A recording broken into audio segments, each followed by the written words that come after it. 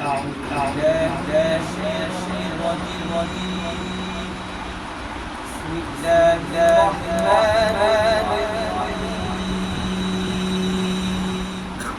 إذا جاء نصر الله والفتح ورأيت الناس يدخلون في دين الله أفواجا فسبح بحمد ربك واستغفر إنه كان توابا صدق الله العظيم আলহামদুলিল্লাহ। তো আমরা এখানে সবাই উপস্থিত হয়েছি একমাত্র মহান আল্লাহ তাআলার সন্তুষ্টির জন্য।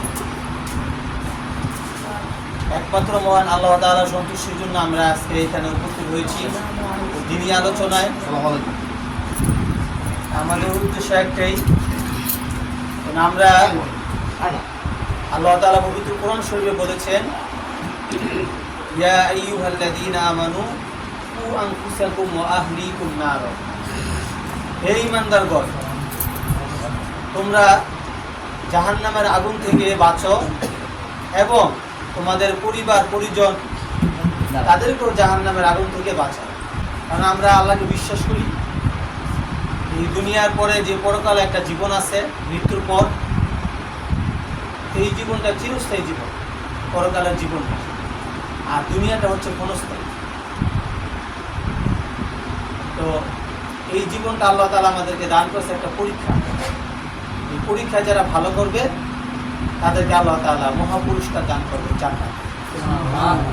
আর যারা পরীক্ষা ফেল করবে তাদের স্থান হবে জাহান্নাম, কষ্টের জায়গা। এখানে সুখ শান্তি নাই, এখানে শুধু কষ্ট, আযাব। আর যারা এই দুনিয়ার মধ্যে ভালো কাজ করবে, দ্বীনের কাজ করবে, নিজেরা ভালো কাজ করবে এবং অন্যদেরকে ভালো কাজের জন্য আহ্বান করবে, দাওয়াত দিবে, আল্লাহ তাআলা তাদেরকে এরকমভাবে পরকালে জান্নাত দান করবে, যেখানে সুখ শান্তি আরাম আছে। এই জন্য আল্লাহ তাআলা বলছেন, ইন্নাল্লাযীনা আমানু ওয়া আমিলুস সলিহাতি লাহুম জান্নাত। যারা ঈমান আনে এবং নেক আমল করে, ভালো কাজ করে, তাদের স্থান হবে জান্নাত। ইন্নাল্লাযীনা আমানু ওয়া আমিলুস সলিহাতি লাহুম জান্নাত। যারা ঈমান আনে, আল্লাহকে বিশ্বাস করে, বিশ্বাস করার পরে নেক আমল করে। শুধু বিশ্বাস করলেই হবে না, আমাদের আশেপাশে সবাই তো আল্লাহকে বিশ্বাস করে, ঠিক না? অনেকে করে। এই জন্য আল্লাহ বলছে যে আল্লাহকে বিশ্বাস করতে হবে, তারপরে কাজ করতে হবে, নেক আমল করতে হবে, তারপর আল্লাহ তাআলা তাদেরকে জান্নাত। শুধু বিশ্বাস করলেই হবে, কাজ করতে হবে।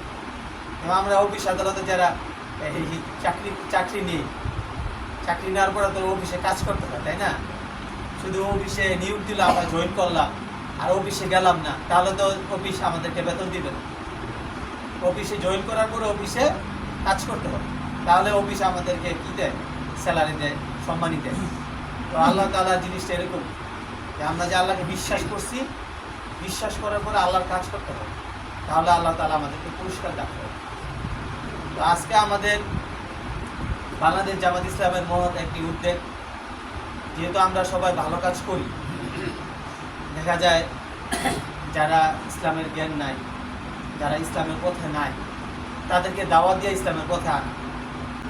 বাংলাদেশ জামাত ইসলাম চাচ্ছে যেন আমরা একটা ইসলামিক রাষ্ট্র বাংলাদেশ কায়েম করি, যেন সবাই সুন্দরভাবে জীবন পরিচালনা করতে পারে, যেখানে কোনো অন্যায় হবে না, দুর্নীতি হবে না এবং মানুষ শান্তিতে বসবাস করবে। বাংলাদেশ জামাত ইসলাম এমন একটি রাষ্ট্র চায়। বাংলাদেশ জামাত ইসলাম কি চায়?